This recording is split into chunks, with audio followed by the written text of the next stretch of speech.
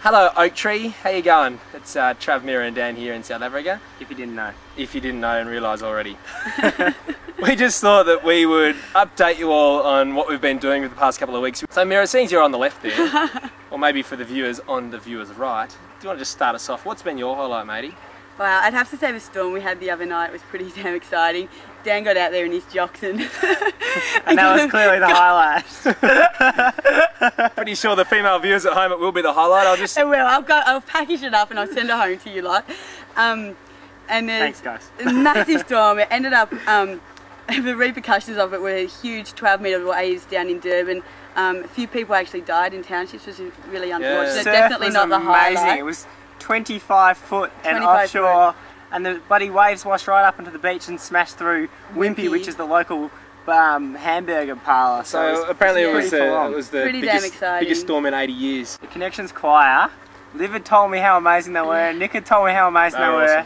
I listened to their CD, but the other night was absolutely incredible. We went down to this little school called Sia Jabulu, which means the happy school. Happy joy Dan's vocab of 15 Zulu words. Hey, I'm learning a Zulu word every day. And yeah, and I said it in the last bit, it wasn't actually that happy. A lot of the windows were smashed out, so some of the children obviously weren't enjoying school so much. But we went through the school, and when it came to this one classroom which had the lights on inside and the choir was on in there, and walking in there, the sound was absolutely mesmerising. This dilapidated old classroom, you know, with the like 20 choir members and the keyboard up the front, and the sound was just so like deep and powerful and incredible. I never heard anything like it. I was just sitting there mesmerised. It was incredible.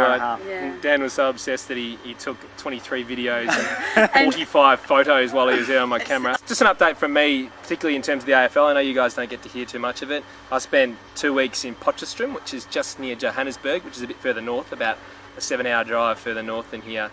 Basically working with the AFL and going through the logistics of my trip and trying to work out a development strategy. I got to meet a whole lot of people, actually strapped the boots on and played a game against some touring amateur Australian side, and ended up wearing some umpire shorts as well, so that was all very exciting. I'm sure everyone things move slowly. I think we've realised here, and just in our work with the Oak Tree and with our implementing partners, and also through the AFL, things just are very frustrating to happen here. I'm not sure what it is. I don't know what it is, but yeah, it just seems to be, you know, something that we're constantly frustrated with, I think. But we're getting there. We're getting there. We've had some victories. So yeah. And we've had some really great, exciting moments in the house as well, for monkeys and all. Oh yeah, the monkeys. I think I've sent something back to you guys, hopefully by now, of the bloody monkeys that broke into the house. We've got monkeys. The fugitive monkeys. We have to. We've got to make sure we shut the windows before we go to bed and before we ever go out. Oh, the other highlight, we bought a car. I don't know if you guys have seen that as well. We bought a car called Midge. And Dan and I had 2.5 quality hours in that car the other day, moving 400 metres in those 2.5 hours. Yeah, traffic's good here. This is a beautiful analogy of how fast things move in South Africa. We were sitting in this, actually moved, 400 metres in like 2 hours. We got from one end of the shopping centre on the right to the end of the shopping centre. An hour and a half late for our meeting, ended up just coming straight home and wasting the whole morning. And it's one of the things that's ran throughout our 3 weeks here so far, as Trav was saying, things do move so amazingly slowly. Things in Australia that go like that just take forever.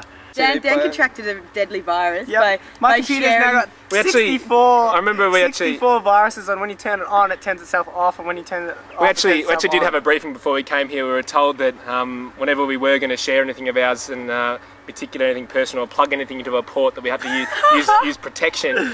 Dan clearly doesn't have a virus protection on his computer, and has contracted 64 viruses in one hit. So yeah, make sure you double sheath the USB cords every time you use them.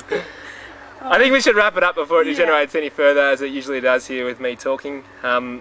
Basically, guys, we've been hearing a lot of great stuff coming from you guys back home. I want to go to the nightclub night. The nightclubs here are a little bit stranger. We haven't really tried them out too much, but yeah, I'm sure we will at some stage. But yeah, best of luck with all of that. If you need anything at all, just give us a yell, and yeah, keep the communication up. Cheers, guys. See you guys. See you.